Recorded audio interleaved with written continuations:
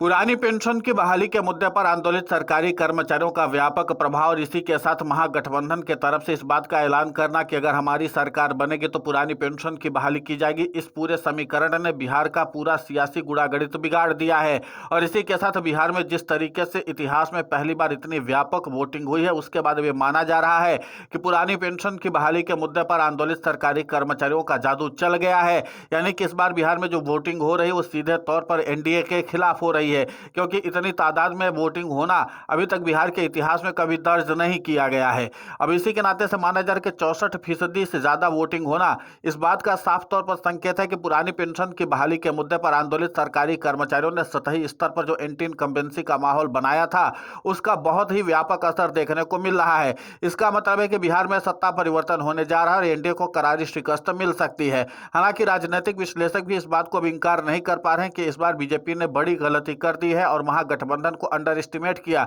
और उससे भी ज्यादा अंडर एस्टिमेट किया पुरानी पेंशन की बहाली के मुद्दे पर आंदोलित सरकारी कर्मचारियों को, क्योंकि उनके लगातार उम्मीदवार इस बात की जानकारी दे रहे थे कि जमीनी स्तर पर पुरानी पेंशन की बहाली के मुद्दे पर आंदोलित सरकारी कर्मचारियों ने पूरा का पूरा जाल बिछा रखा है। लेकिन एनडीए का आला कमान किसी भी हाल में अपने उम्मीदवारों की बात मानने को तैयार नहीं था। हालांकि लगातार एनडीए के प्रत्याशियों का विरोध भी हो रहा था, बावजूद इसके एनडीए के प्रत्याशियों की बात नहीं सुनी गई। अब पुरानी पेंशन की बहाली के मुद्दे पर आंदोलित सरकारी कर्मचारियों ने व्यापक तौर पर पहली बार अपना पावर बिहार में दिखा दिया है। तो कुल मिलाकर के कि बिहार में जिस तरीके से बम्पर वोटिंग हुई है, उसके बाद इस बात के कयास अब लगने तय हो चुके हैं कि पुरानी पेंशन की बहाली के मुद्दे पर आंदोलित सरकारी कर्मचारियों की एक और बड़ी जीत होने जा रही है। यानी कि एक और बार सरकारी कर्मचारी पुरानी पेंशन की बहाली के मुद्दे पर सत्ता परिवर्तन करने में सफलता हासिल करने वाले हैं। आपको बता दें कि महागठबंधन ने पुरानी पेंशन की बहाली के मुद्दे पर न सिर्फ चुनावी मैनिफेस्टो में वादा किया, बल्कि अपनी चुनावी रैलियों में भी उस मुद्दे को पुरजोर तरीके से उठाया, जिसके नाते से सरकारी कर्मचारियों की एकजुटता देखने को मिल रही है।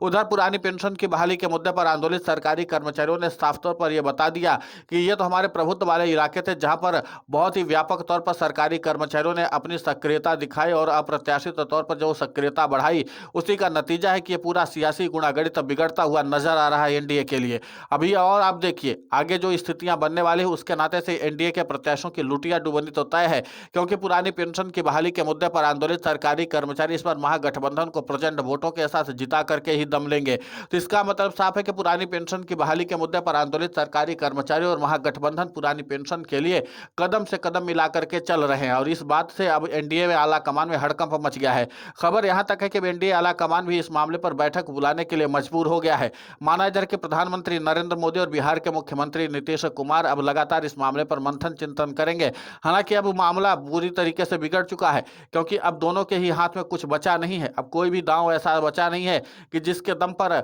इस एंटी इनकम्बेंसी को रोका जा सके, क्योंकि समय निकल चुका है और पुरानी पेंशन की बहाली के मुद्दे पर आंदोलित सरकारी कर्मचारी फ्रंट फुट पर आकर के अपने काम को अंजाम दे रहे हैं। आपको बता दें कि जब वोटिंग की शुरुआत हुई थी, तभी से बिहार में हर एक पोलिंग बूथ पर भारी तादाद में लोग उमड़े हुए नजर आए थे, और इसी के साथ पुरानी पेंशन की बहाली के मुद्दे पर आंदोलित सरकारी कर्मचारियों और उनके प्रतिनिधियों ने साफ तौर पर ऐलान अपने परिवार और रिश्तेदारों से कर दिया था कि इस बार किसी भी हाल में वोटिंग करने से चूकना नहीं है, क्योंकि ये बात हमारे पुरानी पेंशन की है, हमारे भविष्य की सुरक्षा की है। और इसीलिए पुरानी पेंशन की बहाली के मुद्दे पर आंदोलित सरकारी कर्मचारियों का परिवार इस बार पूरी तरीके से चुनावी रंग में रंगा हुआ नजर आया, और उन्होंने सत्ता परिवर्तन करने के संकल्प को पूरा करने में कोई कोताही नहीं बरती है। अब इसी के नाते से एनडीए आला कमान इस मामले पर मंथन चिंतन कर रहा है कि आखिर दूसरे चरण के जो चुनाव होने वाले हैं उसमें किस तरीके से अपनी सियासी साख को बचाई जाए, क्योंकि अब एनडीए के आला कमान को भी ये बात समझ में नहीं आ रही कि आखिर पुरानी पेंशन की बहाली के मुद्दे पर आंदोलित सरकारी कर्मचारियों का फैक्टर इतना ज्यादा काम कर जाएगा। लेकिन राजनीतिक विश्लेषक लगातार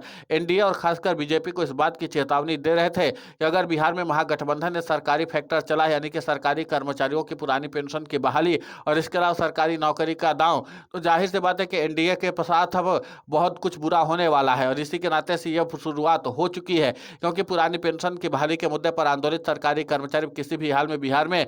एनडीए की सत्ता तो नहीं आने देना चाहता, और इसीलिए सरकारी कर्मचारियों ने पहला बड़ा झटका दे दिया है।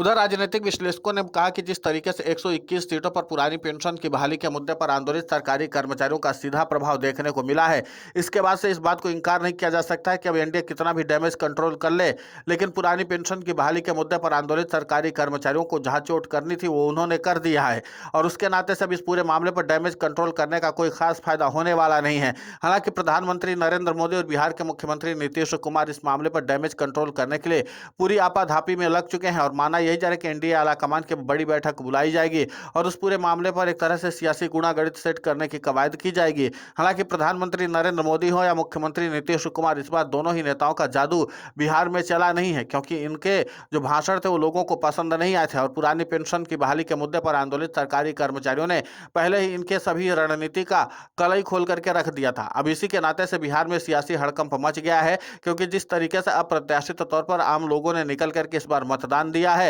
और उसी के साथ इस बात का भी संकेत दे दिया है कि बिहार में परिवर्तन की बयार बह रही है और उसके साथ ही सरकारी कर्मचारियों ने भी इस बात का बिगुल फूंक दिया कि बिहार में अब सत्ता परिवर्तन करना है, उनके पास एकमात्र विकल्प है और उस विकल्प को पूरा करने के लिए सरकारी कर्मचारी एड़ी चोटी का दम लगाने में कोई कोताही नहीं बरतने वाले हैं। तो पुरानी पेंशन की बहाली का मुद्दा एक तरह से ओपीएस फैक्टर जो है अब पूरी तरीके से बिहार में न सिर्फ चर्चा का विषय बना हुआ है बल्कि वोट बैंक का सबसे बड़ा जरिया भी बन गया और इस बार सबसे बड़े वोट बैंक से दूरी बना ली थी मुख्यमंत्री नीतीश कुमार ने और फिर बीजेपी ने, क्योंकि यूनिफाइड पेंशन स्कीम को लेकर के पहले से सरकारी कर्मचारी नाराज और आंदोलित थे और इन सब के बीच में जिस तरीके से प्रधानमंत्री नरेंद्र मोदी ने और उसके बाद मुख्यमंत्री नीतीश कुमार ने अपने सियासी दांव चले, उसको सरकारी कर्मचारियों को समझने में ज्यादा देर लगी नहीं और इसीलिए सरकारी कर्मचारियों ने ग्राउंड जीरो पर काम करना ज्यादा उचित समझा। और आपको बता दें कि 14 सितंबर को जब बिहार की राजधानी पटना में सरकारी कर्मचारियों ने अपना विशाल शक्ति प्रदर्शन किया था तो उसी समय एनएमओपीएस के राष्ट्रीय अध्यक्ष और अटेवा के प्रदेशाध्यक्ष विजय कुमार बंधु ने पुरानी पेंशन की बहाली के मुद्दे पर आंदोलित सरकारी कर्मचारियों से कहा था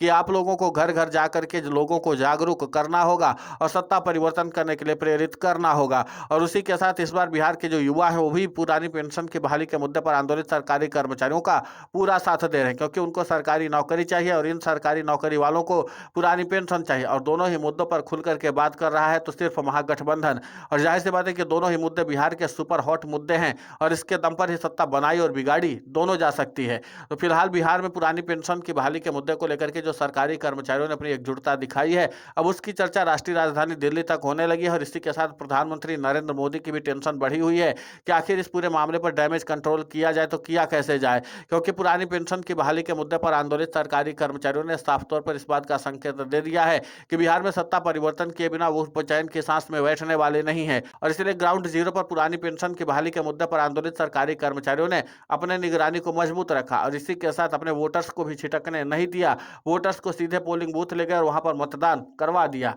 तब कुल मिलाकर के पुरानी पेंशन का फैक्टर बिहार में एनडीए का पतन का कारण बन सकता है और इस बात से अब कोई इनकार नहीं कर पा रहा है। राजनीतिक विश्लेषक भी मानते हैं कि बिहार में इस बार बीजेपी के हाथ से सत्ता निकलती हुई नजर आ रही है। फिलहाल इस पूरे घटनाक्रम को लेकर के आपकी प्रतिक्रिया बहुत महत्वपूर्ण होती है, आप हमें कमेंट करके जरूर बताएं। साथ ही पुरानी पेंशन की बहाली के मुद्दे पर हम लगातार आंदोलित होकर के खबरें चला रहे हैं। आप हमारे समर्थन के लिए चैनल को सब्सक्राइब करें, खबर को ज़्यादा से ज़्यादा शेयर करें ताकि पुरानी पेंशन की बहाली का मुद्दा और बुलंद हो।